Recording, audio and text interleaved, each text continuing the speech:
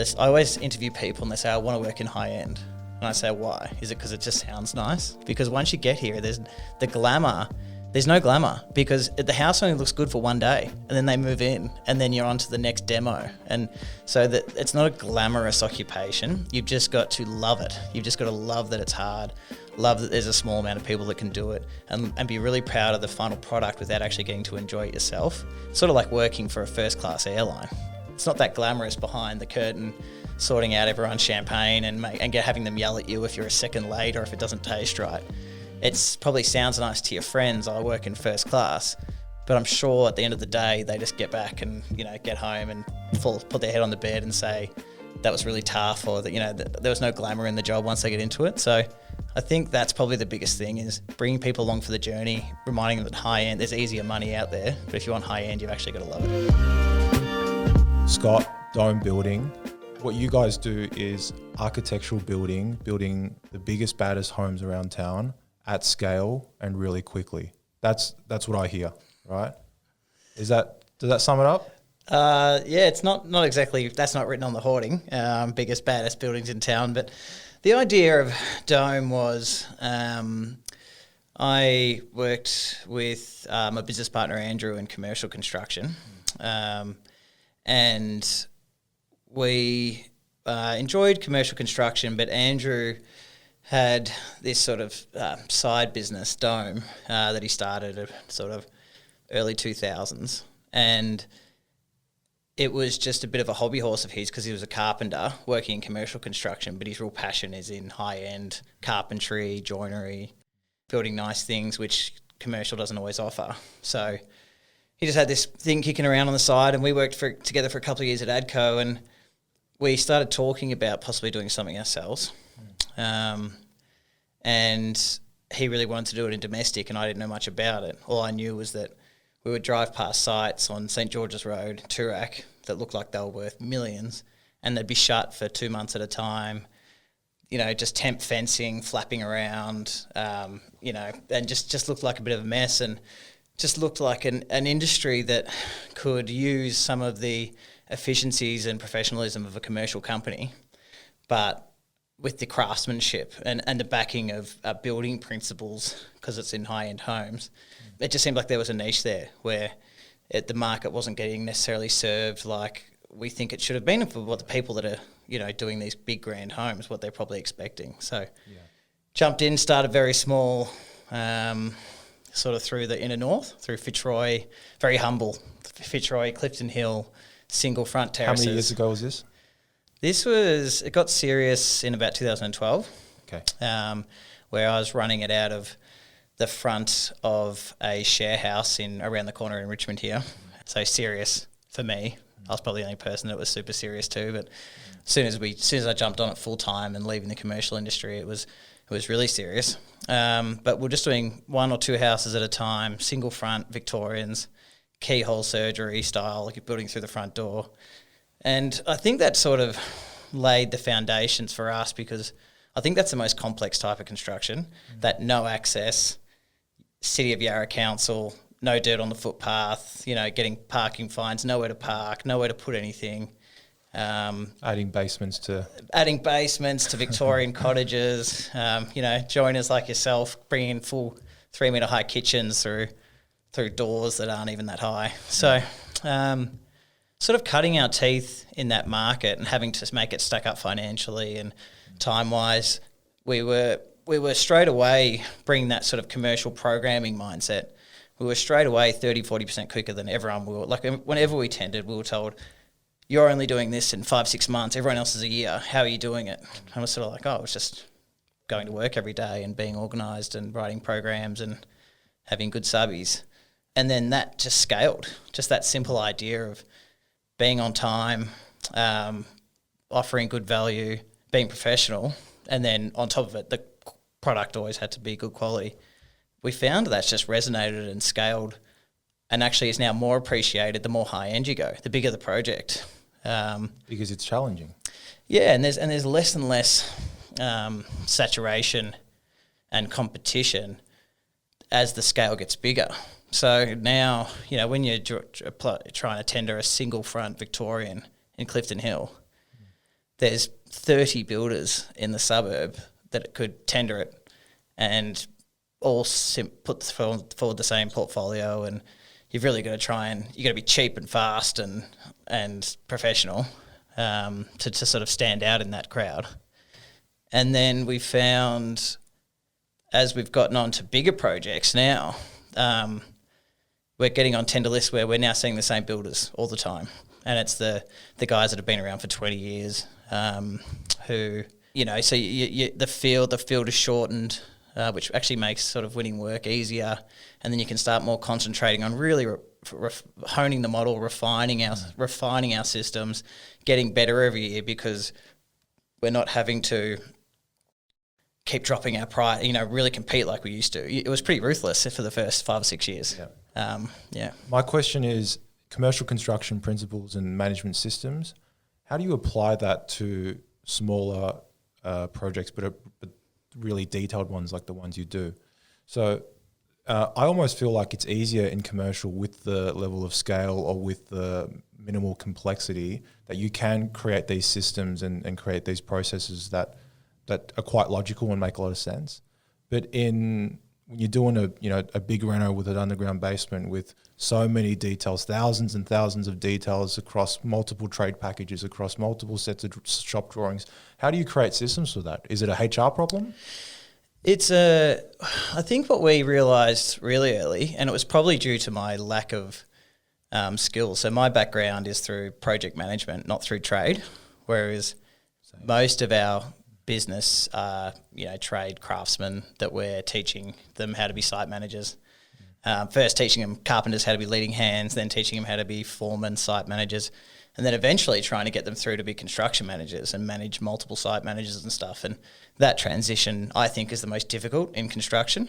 But I think it was through me understanding, and Andrew's background as well, understanding the principles of project management, but not having the on-site, not necessarily having a heap of technical available resources available for us full time. So we realised that you have to split up the workload. We don't have like a hero in our business that knows everything. Or Andrew would say it was him, but that's just a bit of a joke. But so our site managers, we realised we had to take all of the real management burden off them to make them just focus on the detail. So we'll write the programs, we'll organise the subcontractors, we'll procure everything in the office, just build everything in the right spot, follow the drawings and hit all the details. And then once we wanted them to start doing that, because they were carpenters, we had to get them off the tools. So I think it's understanding in construction, really respecting procurement. So it's much easier for me to discuss difficult joinery details with you when we're digging a hole in the ground, when we've got 6 months before we need you on site, than the week before I need you to be there. And I think some people don't respect procurement in that way. They sort of go, okay, we've poured a slab. Now, where's the steel, or where's our carpenters? Where, from our point of view, once we've signed someone up, we're procuring fixtures, tiles, joinery contractors, steel. We're procuring that in the first month or two. With a loyal subcontractor base who understand what we're expecting of them, but we give the appropriate amount of time because everyone's procured so upfront, so early. We give respect to how much detail there is to work out, and we need time with, say, people like yourself in joinery to let's figure it out before we start shop drawing. Let's talk about it, meet, and not then rush you into some thing. So you can have your own systems and your own business where you slot us in, give it the time, and then the outcome that spits out a quality outcome when everyone's got time to apply their resources properly to it. Right. So if we pivot the conversation a little bit, and we're trying to provide some value to subcontractors. So you identified these things that you needed to do to become a more successful construction business, a more successful builder. What are some of those things that you see for subcontractors, some opportunities in the market that we need to capitalize on? I think it's with subcontractors. It's hard because we only have we have a pretty small group of subbies that we're very loyal to. Some of them have come up with us, from my point of view, from day one and grown their business with ours. But I can imagine it's the reliability that sort of pick up the phone, the yes to most questions, and sticking with this. All my experience I only have is with our own business, and that's with a really respectful two-way relationship where I've never gone on site and told a subby how to do something, or this is how to apply your trade. You know, we're question askers, listeners. How can we get through it? What can we do for you? And brought them along that way. So, from what I hear from them, from their experience with other builders, is they seem to work for a lot, and then 80% of their work ends up being for a very few. So they get 3 or 4 builders that are very reliable, or that they can work with and stick with that. So I think just being extremely reliable, do what you say you're going to do. Never fight with someone on quality. So don't, make excuses. What I find sometimes is with some subcontractors, they're great tradesmen who, once they figure out that they could do this, they want to work for themselves. If they're a really good tradesman, they usually get busy really quickly. So then they've got to put people on. And I feel like that transition for subcontractors from I do everything myself, so the quality's always there, to I've got to get off the tools, I want to run a business and, support my family. That transition of how do I get that quality out of people that aren't as good as me at my trade, that seems like the major transition that they have. So sort of getting someone to help you out with business and running things like you're obviously running your business, but you're probably not sitting there screwing boxes together in the workshop. Investing in someone to help you with your business if you're a really good tradesman that feels like they need to be on site to ensure the quality of something, or spending the money and hiring good people to implement your vision, and knowing that for the first 3 or 4 years you're not going to make what you were making when you're on the tools. You're not going to take home those big pay packets that some of them can do when they're doing really well at their trade. So I think it's just investment either way. You either invest in business support or you invest in really good craftsmen in your business, and you've got to respect both sides of it. I think it's probably the main thing. Yeah, I think for a lot of guys on the tools, it's hard to see the value proposition of, say, implementing systems or having someone manage your business. I think that's something that's quite difficult to grasp, especially when the ROI on that, like you said, probably doesn't play out for the first 3-4 years. And that's with good execution. So that's something that I think is hard to apply. And the trust, I think, like whenever I feel like the best businesses that I am aware of have business partners, and you've got to find the right person. Like that is such a hard thing. Like the fact that Andrew and I get along the way we do, and it's been successful. Like it's pure fluke. Like we just barrack for the same football team, both love sport, both have the same principles, and have skill sets that help each other. That we cover each other off and round each other out. That's luck.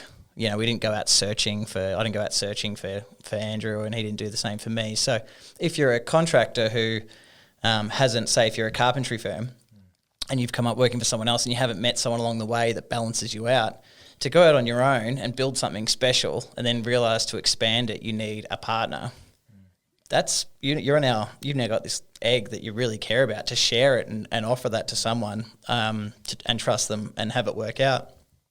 It's really difficult. Yeah. An industry like ours where everyone's pulling you in different directions, and you might be on site working 12 hours a day and get back and it feels like the guy doing the paperwork in the office hasn't lifted a finger because you haven't seen anything they've done. That can cause tension as well. So I do see it's hard, and that's why you hear about so many people that go out, try, doesn't necessarily work out. But you would sort of say to them, like, don't give up. Like if it didn't work out well with that person, keep going, because I feel like once you've done it, once you've built something that can maintain itself and things like that, the rewards are sort of endless when you go to work. It's tough and it's stressful and all those kind of things, but sort of having that nagging away in the back of your head that I could have, and but I just didn't give a crack. I didn't trust anyone. I couldn't find anyone to do it with me. I feel like that's a bigger regret or a bigger nag than, my business partner isn't pulling their weight in the office or something like that. I totally agree with you, but I think that only applies if you have that right DNA type. I think I think, especially in this day and age, doing your own business is so cool. I think people can fall into that trap and not be self-aware and realize that they're better off just making 110 grand as a gun architectural carpenter for Dome. You know what I mean? Not that I know how much your architectural carpenters make, but, as opposed to going out on their own. And you were speaking to subbies on the tools and then not knowing perhaps how to run the business. I'm in that situation where I'm sort of in that opposite field. I'm not a cabinet maker. I don't have a trade-based background. I studied construction management at school. I wanted to be a builder as well, and then I fell in love with architectural joinery. So for me, I have that reverse of that problem where I need really, really good tradesmen to support my vision and to work together to create. And it's hard. When you don't know how to do the work yourself, it creates significant vulnerabilities. But the blessing to that is you're forced to create systems. You're forced to work on the business and create something with a little more scale, and that's a little more sustainable. Yeah, it is. That's sort of what I was saying before. Is there's a lot of builders, especially out there, who, like we said, when I said we've got no heroes, they sort of are the hero. They're the carpenter that became a builder that's now grown and has a good reputation, but they sort of end up being the pinch point of every bit of quality assurance in their business. They have to go see the frame before the framing inspection because they don't want to invest in really good site managers or a good construction manager, or they have to order all the stuff themselves because they don't trust administration and procurement people to come into their office and that kind of stuff. And the sort of, I think for me, it was as soon as I got into construction, it was on my first day I realised, shit, I know nothing. I know nothing about this, and I'd speak to someone like my business partner Andrew at work, coming out of uni, and it seemed like I could have 100 years and I'll never know what he knew. And I got the advice of another CA who'd been there for about 18 months who just said, don't worry, not everyone's like him. You don't need to, he's a carpenter who's done engineering, who's got a degree, who's been a commercial project manager for 15 years and so, don't worry about that. Just one day at a time, learn a bit more. And it was sort of straight away in that, understanding nothing and being comfortable with it, but still seeing your bit to add value is, well, these guys, they haven't got any project management systems here. They don't know who's leading it, who's organising it, who's bringing it all together, playing that sort of director in a movie role. They're not actors. They're not the talent.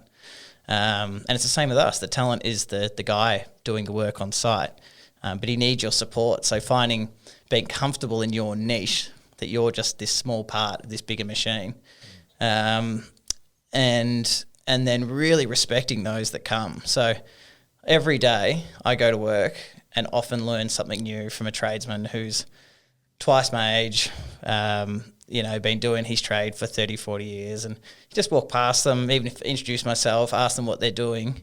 And now that we're doing such high-end work, and especially in like restoration and 100-year-old sort of materials, and you've got guys coming out of Ireland that are specialists in it, or from other countries, or Moroccan tilers or whatever. And, you get yourself asking them 2 or 3 questions. Most guys that are tradesmen, they love talking about what they do because it's the one thing that they're absolute professionals at. So they'll always tell you, oh, this is how we're doing that. And you're sort of just gathering that info and using it on the next project and stuff like that. But I think for us, when, like your problem you were saying about how do I get someone technical? How do I trust someone technical? How do I do that? I think if you are parking yourself as I'm never going to be as good at you at what you're doing, so therefore you're running the show on this, once you give people that responsibility and respect, they respond. And they respond really well because then you've just created ownership for them because they're now running the technical side of your business or the technical side of that project they're working on. And we found doing it with young people. So most of our site managers start with us as carpenters. And as long as they're a good tradesman and they're neat and tidy, we feel like, and they have a good attitude, we can teach them everything else. And so, we bring them up through our system. They see how hard our other guys work. The other guys that are site managers still in their 20s and 30s. So close, people can be off the tools by the time they're 25, 26 if they want to. Giving them that responsibility and ownership of their own thing, we find you get the response that you're after. And then you're just the guardrails at that point. You're just stopping them from making big mistakes, but trusting them on their day-to-day. So I led, one of the first questions was how do you create systems for that? And and I ended that question with is it just a HR problem? So what it sounds like to me is you've created a HR infrastructure to create the labor resources that you need to run the operation that you want it, the way that you want it to be run, and that's created that real point of difference, is having the team, giving ownership so you don't create those little accountability vacuums throughout the organisation, and being sort of that CEO level, that I hate the word CEO, but like that upper management level, and trusting your team, especially because you've created that infrastructure to empower them and enable them to run things the way that they need to be run. Yeah, we haven't hired any senior people in our firm. We hired our first ever project manager in 2020, who was just a contact through a company that Andrew had previously worked for, and he sort of just seen some hoardings and said, oh, can I come across? And we're like, we don't usually hire senior people, but if you come in and fit into the system, then come. And he did, and he's been great.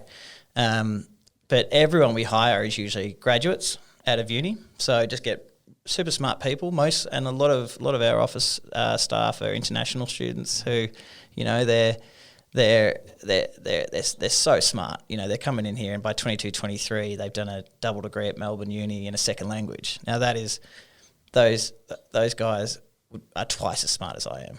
Those guys and girls, and like you said, with your business, often that someone who's come to Australia for an opportunity, they sense that opportunity and grab it a lot firmer than, say, some people that have come up through trade backgrounds and stuff like that, who sort of, there's always demand for their service, so they're a bit more picky with how they're going. And we just find we get our office a really good spread of different backgrounds and stuff in our office. It's a bit of a melting pot of ideas and cultures and personality and things like that. And then we just teach them about the principles of procurement administration, which, coming out of doing double degrees at Melbourne Uni and things like that, they've already got the intelligence to pick up anything that someone's going to teach them. And then the exciting part for them is they get to learn about construction, which is really fun, and getting them out on site and mingling with 20-year experienced tradesmen and things like that. So that principle applies in the office. So getting people from the ground up, teaching them our systems our way. We don't hire senior estimators, we don't hire senior PMs or anything like that. It's all from grad up, like I was. And then on site, it's apprentice carpenter / new carpenter through to site manager and to construction manager. And that has got its difficulties, because you're constantly training, you're constantly telling people to work harder and work above their skill level. You're constantly bringing people up. You never get into that relaxed mode of like, now we've made it, now we're all comfortable. Like, I don't know anyone in our business who is comfortable with where they're at. They're all trying to get somewhere higher, somewhere further, trying to take more in.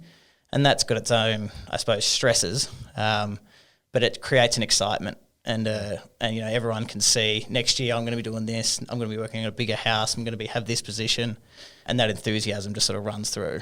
Yeah. So just on a bit of a lighter note, which uni has the best construction management program? It's a good question. It's actually funny when you sit down. I haven't told you what uni I went to yet, so I want to hear the right one. It's funny when we've got people from everywhere. So we've got RMIT, Melbourne, Holmesglen, Deakin. But I don't know, you don't want to sort of pinhole anything. Yeah, you do. But pigeonhole anything. But we've got some guy out of Holmesglen. I think we get the sort of the people that can sort of rumble on site a bit more, that sort of, send them down to negotiate with the trade, understand construction detail, thirst for getting out on site, which has a huge value in a business. You need them. And then sort of at RMIT and Deakin seem to be that sort of, or RMIT sort of that in between, the administration and a bit of on site. And then our people that come through Melbourne and Deakin have been very administratively strong, and just sort of sometimes in an interview they'll bring through like a project they've done in the double degree with architecture or something, and they can all draw on CAD and then so, which is great, because saying like when we're doing stone, like we procure all our stone ourselves. So in a tender, we're doing our own cutting lists on CAD for a tender. So we're making sure that we don't allow for too much stone. We don't let a stonemason sort of hijack our number by just loading up on 50% extra of stone supply and all that kind of stuff. So we try and utilise the skills and then pair them up and have them talk to each other so that, you know, the guy from Holmesglen is teaching what he knows about to the girl from Melbourne Uni about, you know, if you're worried about going out and talking to the concreter about some defects, this is the way I would do it, you know. And the people from Melbourne Uni, they're sitting there on CAD showing our other guys, you know, this is how I do stone sequencing and cutting schedules and Send stuff. the DXF straight to the stonemason, so they've got no excuse. Yeah, exactly. It's funny because once we do get our hands dirty with, because the whole business is sort of based on let's remove the grey area from everything. So let's not let contractors, you know, sort of hijack our systems. Let's figure out what they do well and do it ourselves in support of them so they can concentrate on site. So things like what I was just saying, that cutting list, and most of it, or we do our own steel on site often. We do our own carpentry. And it's just so that the day we pour our slab, the next day the steel's up. We're not sitting there for 2 weeks staring at a slab waiting for steel shop drawings and all that sort of stuff. We just get it to site, fabricate it, and get it up. So it's once you sort of do that in the office, it can sort of, when you sign up really good tradesmen, it can rub them up the wrong way when you've already done the work. You know, when you get a stonemason, you go, here's your cutting, you know, here's what slabs are doing, here's how we're doing it. You go to someone like a Party Marble or something who they've got a whole back room of people doing this, you know, and you go, no, this is what our thoughts are. And they're like, I don't care what your thoughts are. You know, I'm doing it. So, you know, sometimes you do get some pushback on it. I had a question and I can't remember it now. But here's my question. This is a good one.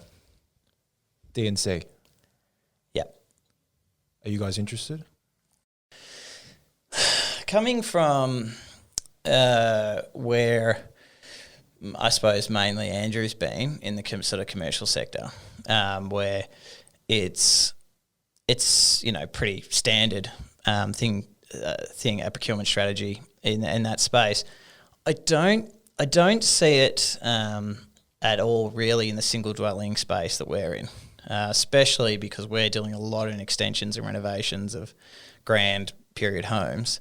But we do have design and construct elements of contracts. So we had a design and construct tunnel under a mansion in Armidale, where we've basically suspended the whole house above ground, dug out underneath it and created a basement underneath the house itself, where the sort of, the client-led engineer had proposed a design that, it hasn't been done. There hasn't been a lot of it done in the city, so it's fair enough. It just didn't seem like it was going to work, and the project was sort of going in a direction where it was going to take way too long, and just be too messy and too risky. So they sort of just came to us and just sort of showed it to us and said, "Can we do this? And how can you do it?"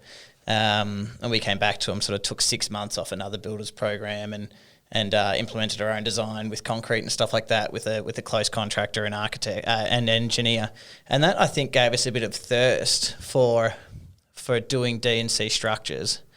I was more so the technical side of D&C I think makes a lot of sense. Basements, tunnels, doing things how your contractors are used to doing it, saving time, saving money, and hence the value proposition that you give to the client. I'm more thinking about architectural D&C as in doing the architectural design as well as the construction. You've talked about how you've made Dome a point of difference, applying commercial principles. Why can't we sequence things faster? Creating a culture.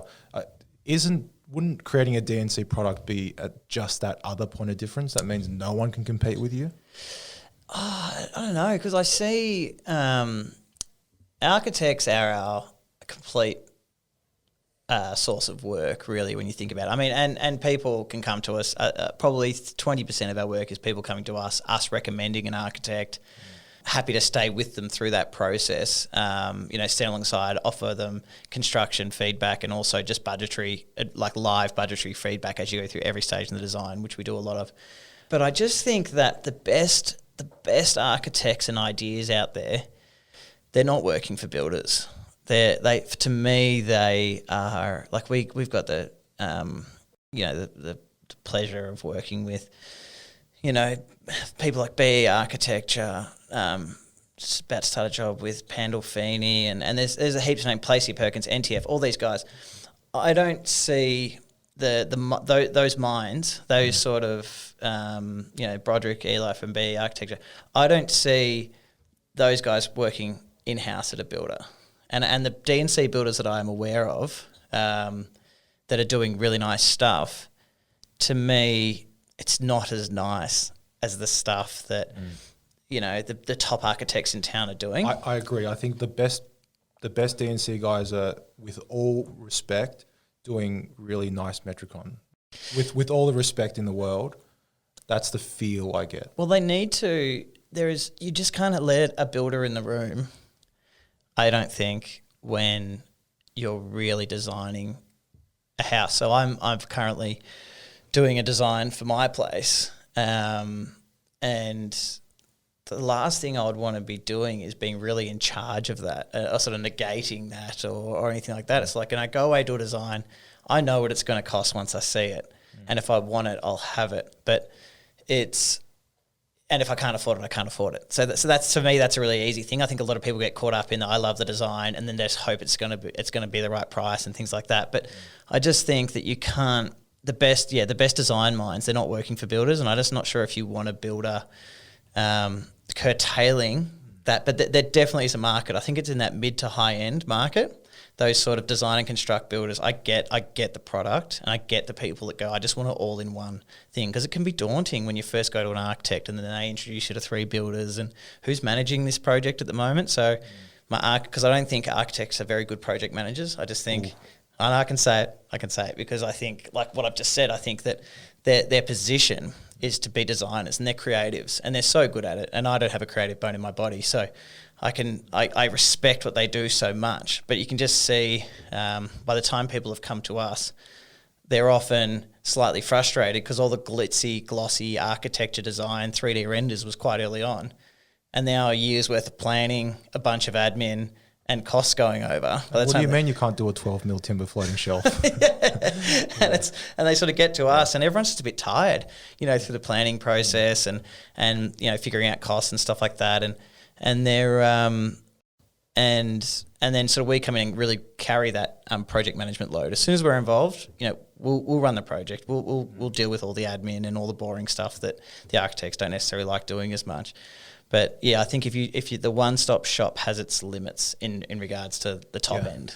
Well, so Plot Joinery came out of a failed business idea called Plot Project Management, which was the idea of doing construction project management for architects, so doing the CA work for them. All right, okay. Because I was speaking with and it failed. I didn't get a single client, but talking to architects, the idea sort of was they love the product so much and they want to do justice to the product and create the best possible version of their product, that even though the project management is something that they're not necessarily great at, and it's something that takes so much time, is so emotionally consuming, and is so low margin, they're still going to do it because that's the only way that they think they can see their vision come to life.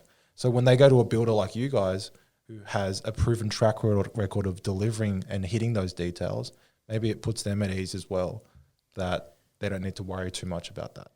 I think for us, it's the whole business model for us is let architects stick to do what they're so good at, which is designing homes and seeing something through to the end, and carry the project management and administrative burden with our resources in the office, and that's what gets the best outcome. And even we haven't worked for a client side PM firm yet, but even they.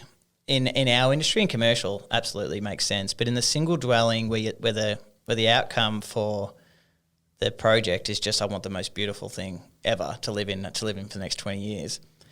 I think if you have a great architect and a great builder, and all the others consultants, that's all the ingredients you need. If you throw a project manager in with 2 companies that can manage their own relationship and themselves, sometimes I feel like that sort of client-side PM role, they can be looking for things to prove their worth on. Justifying their worth, yeah. And sometimes I feel like when architects are, you know, in the same position where things are just going so well, and the client's sort of worrying about, oh, this extra few percent that I've paid to have you manage my builder. My builder's managing himself. Sort of, what are you guys doing for this? So then sometimes we get this sort of, these problems that sometimes can come out of just needing to show that their presence.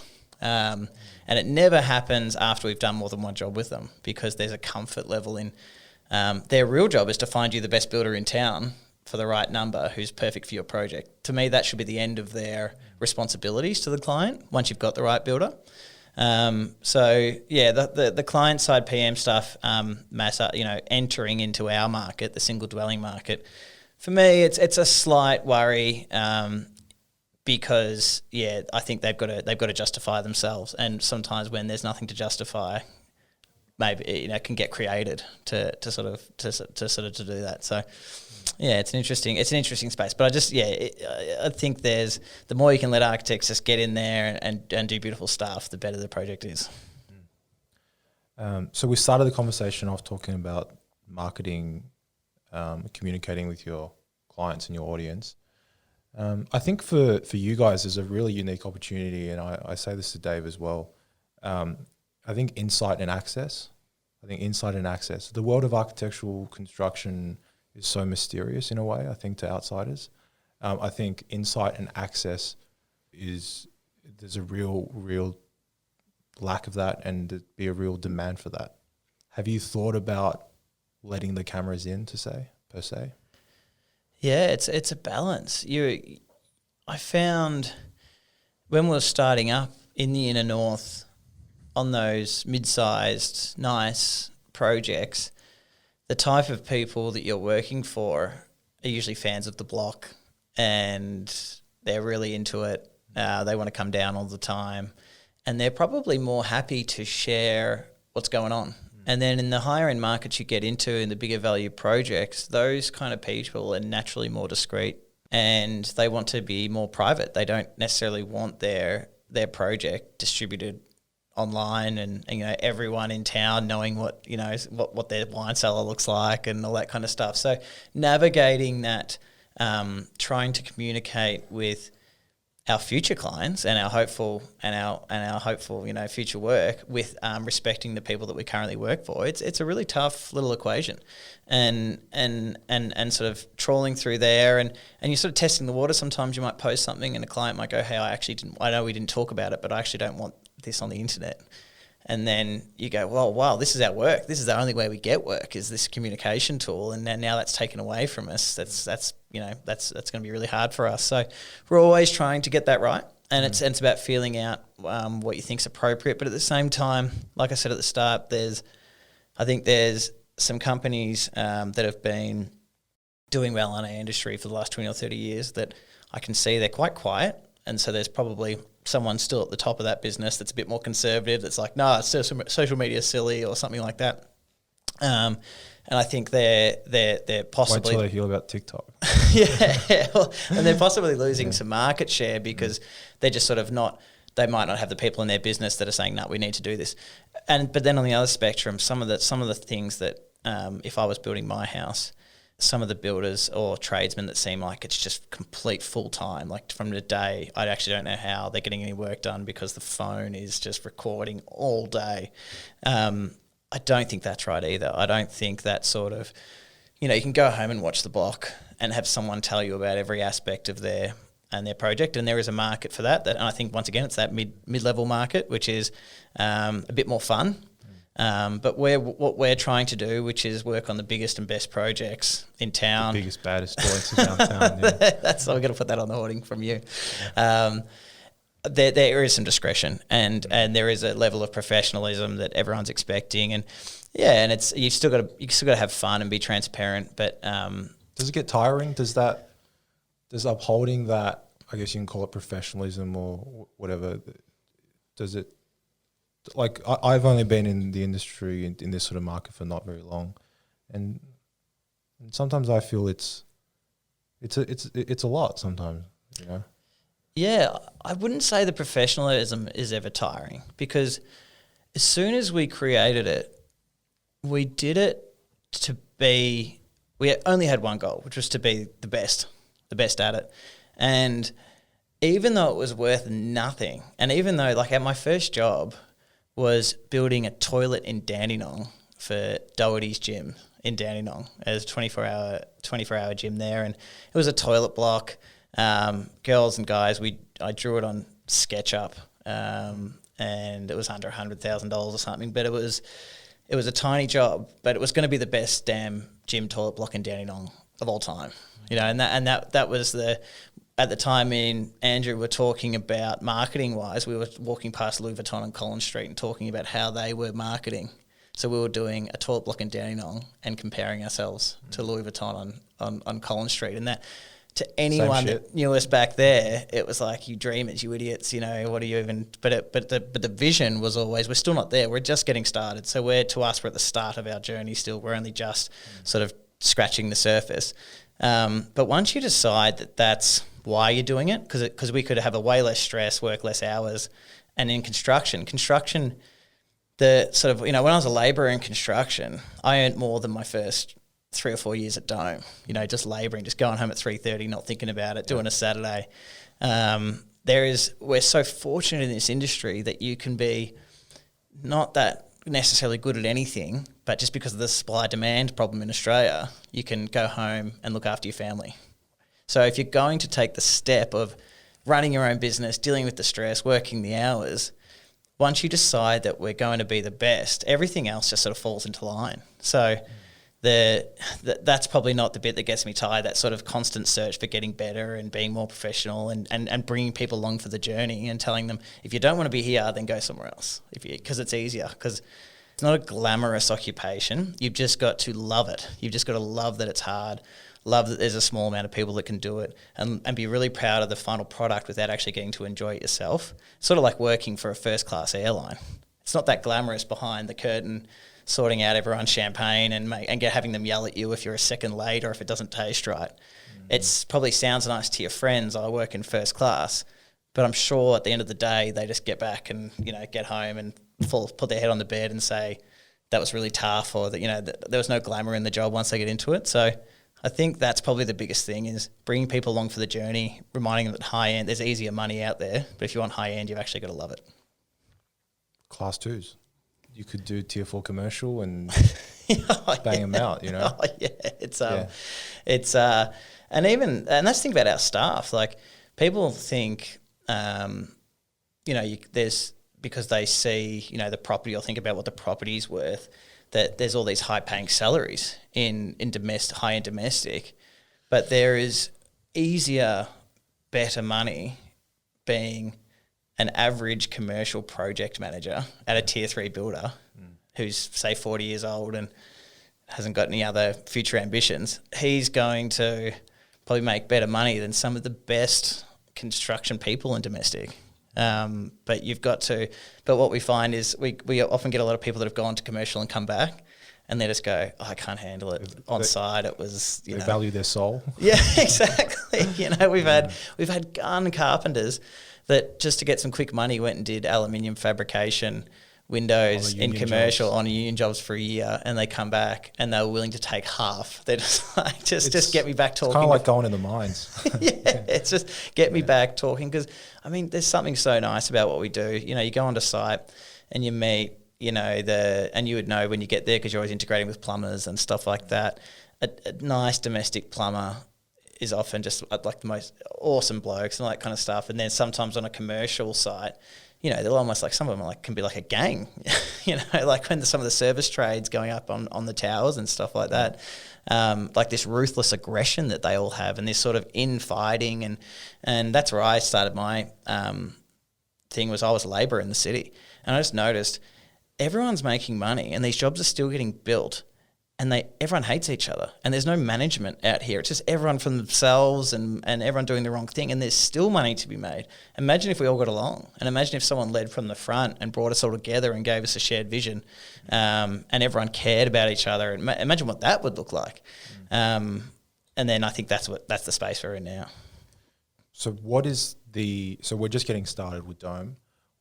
What's the macro thesis? Like what's the white paper? What's the philosophy? But like, where are we headed? It's going to be Speak to that. I think it was always just just to be the best at what we do, to be known as the best at what we do. But it was never, there's been no end game on it. It's just getting better every day. So every day, every year, we just sent Andrew an email this morning because we've both been out saying, this is what I think our goals for the year should be, because we came back yesterday. We'll sit down on that. We'll have a glass of wine. We'll talk about it. And we've always got a 3 and a 5 year plan, all those kind of things, but we're sort of pretty fluid on that. And it's more about what are we doing this year? How are we going to get better? What do our people want to do? Look inside, talk to our guys. What do you want to do? Because if you want to do it here. So we've got a commercial license, unlimited domestic. But it's always just been a simple idea for us. And it was that sort of idea that sort of started is we will always be competitive. We'll always be the fastest. We'll do everything we say we're going to do in the best quality in town. So you can apply that to a dentistry fit out if we have to. We haven't, not saying we have before or we're going to. Or you can apply it to a $20 million new build house in Flinders or in Armidale or something like that. So, but, I'd love to, with the commercial side of the business, get into things like wineries and golf clubs and, you look between here and the peninsula, and we're doing a fair bit of country work now, up through Kyneton and Macedon Ranges, through there. There's some beautiful projects going on. I think COVID sort of, everyone, with a bit of wealth is thinking that they would like a second or third space to run away to if they have to. And, and we feel like what we're doing can be transferred anywhere because it's just an idea and some principles. And so not having a glass ceiling on that for us as a business or any of our staff, and just becoming the builder of choice for our clients and their mates, no matter what it is. Like if we need to do your garage in your backyard, we'll do it. Or if it's a hotel down on the beach, we'll do that too. So yeah, I couldn't tell you what the end game is, but we just know when you're sort of, and if you're walking around our business, I think everyone gets the same feeling as these guys are like a football term would be like a young Essendon team in 93 or the Hawthorn team in 2008 with just a bunch of young people who just maybe want to flag a little too early, like, oh, God, they won this year. But so what's the next 10 years look like? And that's what I feel like our business is yes, we've bobbed our head up and in this market that we're in now, but none of our people are towards the end of their career. They're all just at the start of their careers. So it'd be interesting to see which way it goes. Any rising stars in the industry? Rising stars in the industry that I've seen. There's a few that you can sort of see from a distance that seem to be challenging the norms.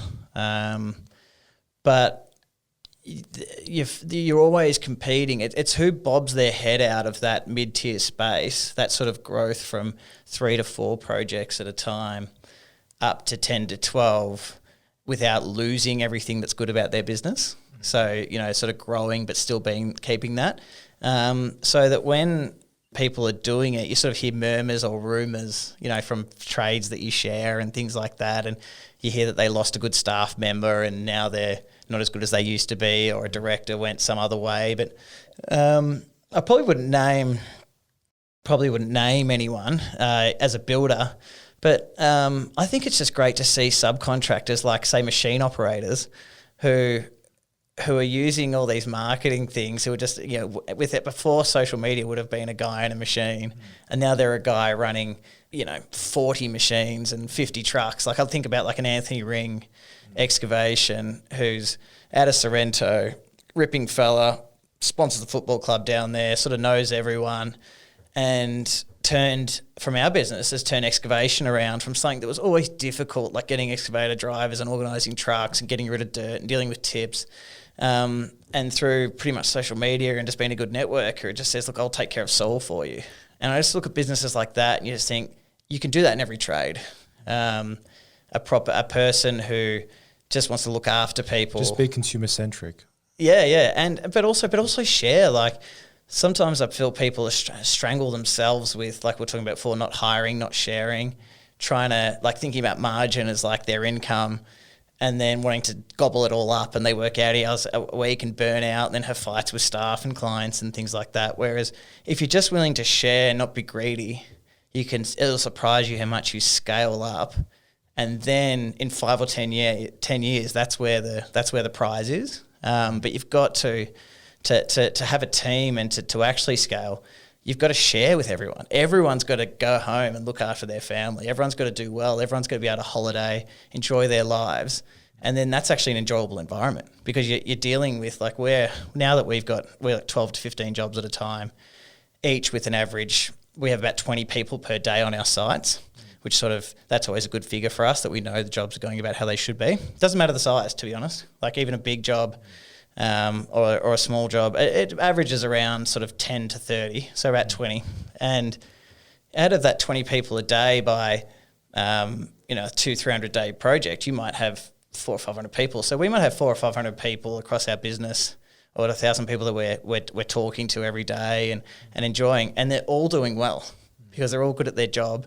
They're all getting paid appropriately. The market's willing to pay for people to do the right job. So it's actually an enjoyable experience because there's not, if someone's coming to work, if you're not sort of sharing in the value up and downstream, you find that you're going to end up working with people that are miserable, coming to work, they're not making any money, they're not doing well. There's just one guy doing well at the top who's driving around in a nice car while everyone else is really struggling. That's the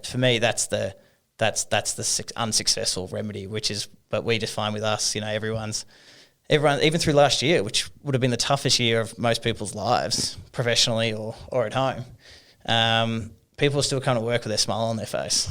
By the end of the year, everyone was a bit knackered. But yeah, I don't know. I think that's sort of what we're trying to do. Yeah. Hardest subcontract package to procure? Oh, that is a ripping question.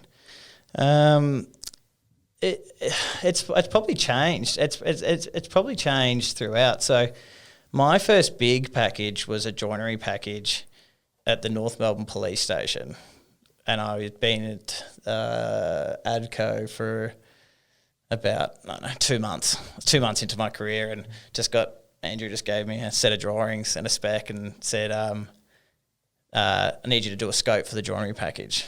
And I'd come out of learnt nothing about joinery at school. So I took it home, read it for overnight, didn't sleep much, came the next day and said to Andrew, what's joinery? So I was one day in, and I had to figure out what the hell, because I was looking for it in there and thinking, what the hell is this?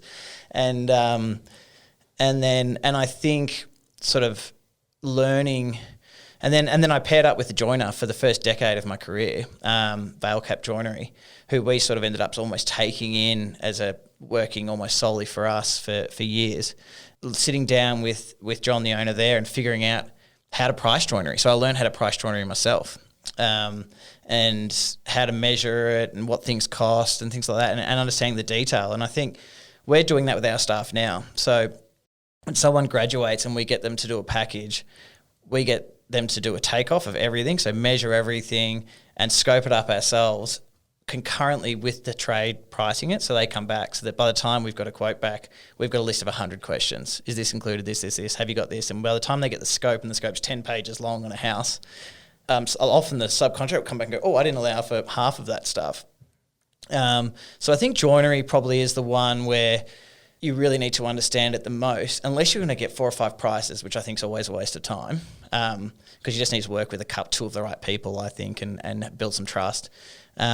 Where I think the hardest things to procure are where the gap between the market, where you've got to fill it with substance, so you've got to fill it with technical nous and substance and understanding, they're the hardest packages, because you can go to 5 hydronic contractors and they'll all come back within 10%. But with joinery and high-end carpentry and things like that, you can get a quote for 50 grand and a quote for 150 grand looking at the same drawing. And you can only fill that out with substance. So what's it worth? You have to actually know yourself. What's it worth? So then you can talk to the tradesman. You can talk to the 50 grand guy and make sure that they understand it. And you can talk to the 150 grand girl and go, why, you shouldn't, 150 grand, why are you 150 grand? It's the Blum boxes and the joinery, blah, blah, blah. We usually do them. They cost $100 each or something. Why is it 150? And then once they understand that you know it as well as they do, the price often comes back to the actual market rate, which is we do want to work for these guys. Their procurement staff understand what they're talking about, which means their site staff probably will. So we'll be actually able to make money because it'll be efficient, and then you're actually getting the appropriate market value there. So I think high end finishes where the gap between the top and the bottom is its biggest. They're the most difficult to procure. Yeah. Do you have any other business aspirations, things going on, or were you just focused on Dome? I think when I started, very naively, I thought we were going to get into commercial, and you were sort of thinking about the commercial builder that we're working for, and you sort of look at the gross margin and go, God, if we just did one of these jobs a year, we'd both be almost rich. And, that wouldn't take that much time because we're managing 4 jobs ourselves now. And, I do it with my spare time. I'll play golf. I remember talking to Andrew like 10 years ago about how much golf we would play once we had a business. We've played no golf together. We still haven't even played a game of golf together because we both work so hard. But I think quickly I realised that the old 4-hour work week book and things like that were not going to apply to where we were going. We are so invested in what we do. We have our claws in everything. We're refining it. We're building on it. We love it. So we're there, and we're teaching every day. So I don't see for the next decade that changing. I don't see that sort of, Dome's going well now. I'll go out to the golf course and start plotting the next adventure. For me, it's just going to be honing, growing, getting better people involved, teaching them. I don't sort of have these sort of business, aspirations, that like you're saying, that CEO word to me is dirty because it almost has this sort of, I'm not in there. I'm just like, I could go from this company and after 6 years I'll go work on that company and sit on that board. Whereas Dome is so personal to us that we're just in there every day making it better. So I think it's going to be more, we're going to get our kicks out of the types of projects. So hopefully, there'll be interstate work, special projects, and things like I was talking about, like wineries and golf courses or something like that, or a hotel, or just something that challenges what you were going to do that's unexpected, but it's probably going to be client driven. It's not going to be an idea that me and Andrew come up with and so let's go in this direction. I think one of our clients will drag us there with them and go, well, fair enough, we'll do that. So, yeah. What about development? So for architectural builders, I see there's a lot of cost involved in managing the administration between the client and yourselves, like between the architect and yourselves, whether it's resolving details or RFIs, or do you think that you can pretty much harvest that as net margin if you were doing your own development? It's another trap. We sort of educate me, please. No, look, good developers are out there making a heap of money, doing it well, and good on them. The builders I've seen so many builders that are good builders, and then they sort of dip their toe in the water in development, and I think it often stems from going, I don't want the issues that clients and architects bring up. I just want to work for myself, which I think is almost saying I just want it to be easier. And then suddenly, you go into a couple of developments and no one else is paying the bills. You're now paying the bills. And then this good construction business that was, servicing, other people were paying the bills, servicing itself, making an okay margin, growing, then gets hijacked by, I'm now investing and putting all my time into this. And then if a tradesman makes a mistake or they charge you an extra or something, suddenly it's personal. So it's personal. It's coming out of my bank account. And then that job can start getting favoured over others, and I just find there's a distraction there. So I think for us in development, once again, I think it'll be client-led. It'll be if someone wants to go in a joint venture with us or something, and that they'd like us to have a stake in it, we'll do something like that. But we haven't got these grand development plans, because I just look at businesses like Multiplex and just look at them in the city, just with tower crane after tower crane. Their jobs always look the best. The cladding, the cladding, the window, they're always, 4 or 5 levels below the structure, which means they've procured everything straight from the start. It's just like a system. You can just see it. And they've got all the great clients like Cbus and all those sort of things, and it just looks like a machine that will never end. And I don't sort of know the intricacies of their numbers and things like that, but I don't see... And then I look at someone like Grocon, who, went from the business that the father set up, of this great builder, sons, and everyone turns it into a development business, and now they're broke. You know, that business, if they just stayed as a builder, would have been like Multis. You know, it'd be the opposite now, I assume. And then so I look up to businesses like Multis and stuff like that, where you just go, they've got a simple philosophy, a simple idea, and it's just there's enough work in our industry for them to repeat it throughout Melbourne, Sydney, and things like that. And I think that'll be us. I think it'll just be we'll be high-end, domestic, single-dwelling, beautiful homes until that runs out. And from what we can see, it's not running out. There's sort of more and more people moving down here and stuff like that. So some key principles here are focus on what you're good at. Don't try doing D&C because architects are great at doing what they're good at. Being honest and saying architects aren't great project managers and understanding where the weaknesses of your other stakeholders are. Not having ambitions in developments because that's going to distract us from what we do best, and executing on those philosophies, on those ideas to the highest degree and becoming that multiplex. That's sort of what I'm hearing. Yeah, and I think sharing with your people. Investing. Yeah, investing, giving people ownership, responsibility, trusting people to share your vision with you and come with you, and then enjoying it. Just like if we have so many subbies that drop what they're doing and come to our sites because they like our site managers.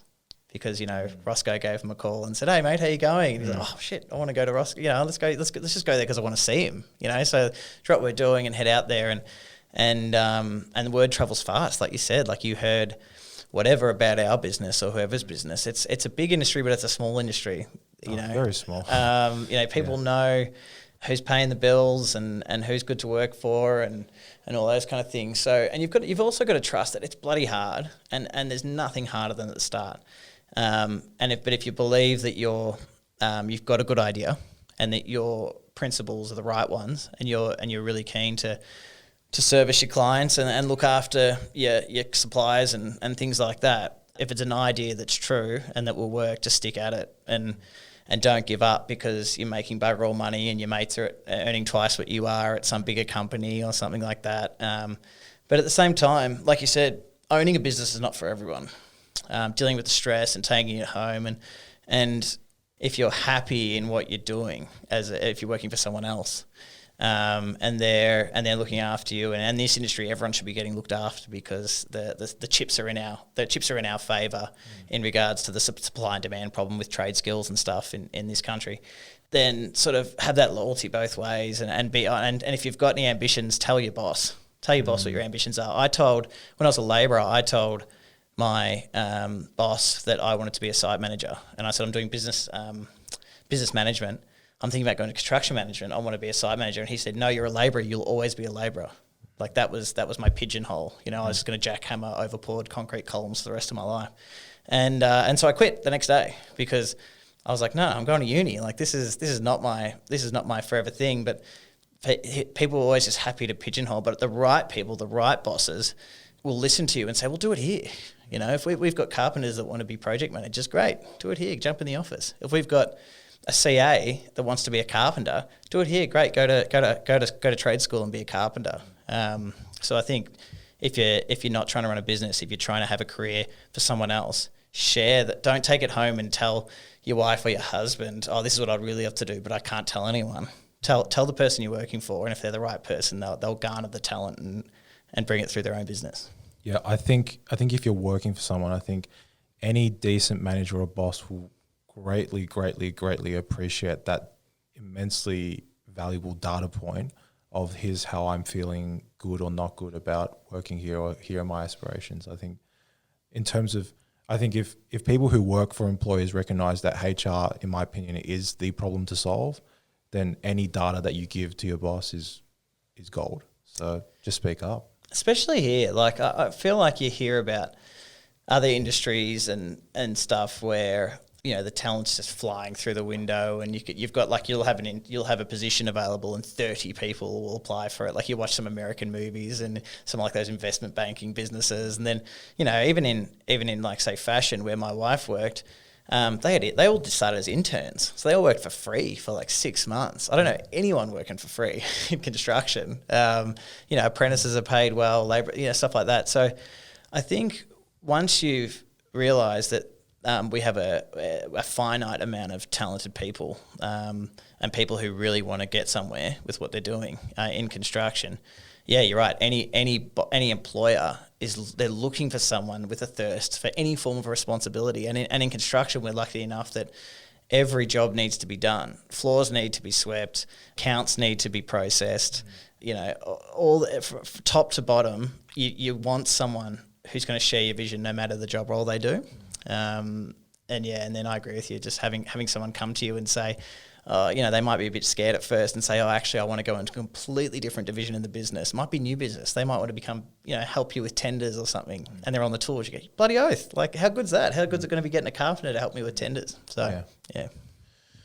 Was there anything else that you wanted to talk about? No, not necessarily. I honestly came here just with a pretty open mind, just to have a chat with you. Similar thing. I saw you starting something that I think is a great idea. I think there is not enough discussion in the industry. I hope that there is going to be more people doing what you're doing and talking to tradesmen and a lot about mental health and that kind of stuff as well. I'd love to see people using the platform to, like, I'd love to go to a site and instead of hearing Triple M blaring, like for the 4th time today, the Foo Fighters song, I'd love to hear on the background a conversation with 2 people in construction talking about how tough it was last year, during COVID, and how they dealt with the work responsibilities, the family responsibilities, and having because we're so male dominated, but having the industry to start to talk to each other and start to share ideas, opinions, help each other grow. If you see another business that's starting up, give them a job. See if they can turn one employee into 2 and then 2 into 4, and then you create like a community in construction, like there are in some other industries. So nothing for me to say. I just thought it'd be good to come out and have a chat with you, and hopefully watch your podcast go. Yeah, well, you mentioned mental health. I think that's a huge thing. Like the only reason I started Plot Joinery is my parents gave me the opportunity to build a house when I was 19, first year uni. Amazing opportunity. Helped me line up about $1 million for the construction work. And then I lost it all through dribs and just things happening, and the projects just never went through. And then I just really wasn't in a great mental state. I wanted to start the Plot project management business. Wasn't really going anywhere. Went to see, and then I always wanted to do. I was 20, man. But I wanted to do the best projects. I wanted to, I had such high expectations for myself, and it was killing me. And this psychologist I went to see helped me realize I have to work on things that I'm good at, and the things, taking small actionable steps towards that future. And after I think the 3rd session, I started Plot Joinery, and that was 15 months ago. So huge. So mental health, I think, is something that definitely needs to be talked about more. Yeah, and I found towards October, November, December last year, I feel like at the start of COVID, everyone's sort of a bit scared. Hasn't really affected anyone yet, say March, April. Okay, let's lock down, but we think we're going to be okay. And then June, July, round 2 in Melbourne, it felt very like it sucked that the rest of Australia was fine and we were getting locked down again, but there still felt like a sense of we're going to get through this. And especially in construction, we're lucky we get to go to work. We're essential workers. But then the sort of 5 per site logistical nightmare. We were doing split shifts to try and get everyone to work. So we managed to not get rid of any staff, not lose any staff through COVID. We didn't apply for JobKeeper or anything. We just did it, off through just hard work and trying to figure out the logistics and keep all of our trades busy and keep our jobs going and ensure our clients everything was going to work. Taking on that burden as we've got our industry is the one that's going to push through. We were very, very fortunate to do it, but it came at a huge cost of no one got to do what they wanted on the weekends. No one, people at home who didn't have a job, they were stressed, but going to work during that time was a super stressful time. And no one had their release on their weekends, and they had their own family pressures, and everyone knew someone who wasn't working had lost their job. And I found by about October onwards, you could see in our guys, you could see in the contractors that it was almost like they could see the finish line in December, but it was still 2 months away, and we really needed a break now. And everyone got through. But for the last couple of months, speaking to our staff and some other people, I just found like people were really struggling, and no one had the time to talk about it, because now that COVID was over, in brackets, for work, all the clients now wanted anything twice as fast before Christmas, and everyone just pushed through and worked stupid hours. And we just said to people, get to the break, refresh, and then next year let's have a really good chat about what you want to do, what's it taught you, what have you changed any your principles, your own personal ones? Do you now? A lot of guys came out of it and want to spend more time with their families, and they said to us, we want to look at our hours. Can we start a bit earlier? We don't work weekends at all because we consider that family time. So we're already just Monday to Friday, so we haven't got a huge amount of play on the hours and things like that. But travel to sites, can we get people working closer to home so they're not in the traffic, so they get to spend time with their kids after school? But it's got to start with a conversation. And as business owners, it's really got to be on business owners to start it, because it's quite hard and scary to talk to your boss about that kind of stuff. But you sort of want to empower people within your organisation and even other people to just start a conversation about how you're feeling, because we find that once you start it and people are happier, even if you're just a ruthless businessman, you get the outcome. Yeah. The outcome is better business, getting more out of stuff. So even if you're just a ruthless animal who just cares about money, it's still a good investment to talk about people about mental health. But if you're just a good person, it's just starting the conversation with how are you, with everyone you see at a time like this in our industry, I think is a good one. And hopefully there's more conversations and public conversations around it. Yeah, makes a lot of sense. Like you said, even if all you cared about was making money for your organisation, you need to look at value in a different way. It's not just the top line revenue or the bottom line dollars. You can create value in so many other ways to make a more sustainable, long-term profitable business. Yeah, well, you've got all these guys out there, guys and girls out there on sites, and you're, like I said, you're talking to other trades on other sites. If you're talking about positive experiences with people and organisations, that word just goes around. If you're talking about negative ones, it's the same thing. It goes around twice as fast. Yeah, exactly. Yeah. So, I think it's just going to become more and more important. We're in a dinosaur industry run by dinosaurs, and it's hopefully some more progressive thinking is going to bring this to the fore, because it just seems like money in construction has taken care of everything. It's got everyone to this point. But times like now, I think people realise that money's such a small portion of what makes you happy. And we're going to have to bring the bottom up on our culture and our mental health and all those kind of things, and even our physical health. What are the guys eating? When you get to site and there's 5 Monster cans and 2 Macca's bags, and then you find out that something's not right in some other part of their life or something like that, and you just think, God, you're not there to preach to them, but you thought, I wonder how much some diet and exercise and sleep and a chat about your mental health, I wonder how much that would fix that short little fix. But yeah. Okay. I mean, that's it for me. Nothing else from you? No. Just all the best with this. All the best with this. Hopefully we run into each other with Plot and Dome as well. But yeah, it'd be great to see something like this take off, and like I said, just see some more public conversations in our industry. And you're going to get me at least one more guest? Oh yeah, no, absolutely. Okay. I'm sure I could. Sure, I can tee someone up. The one thing about construction is there's lots of type A's and who love to hear the sound of their own voice. So I'm sure we could get a couple of people over that I think you'd find really interesting. No worries. Thank you. Awesome.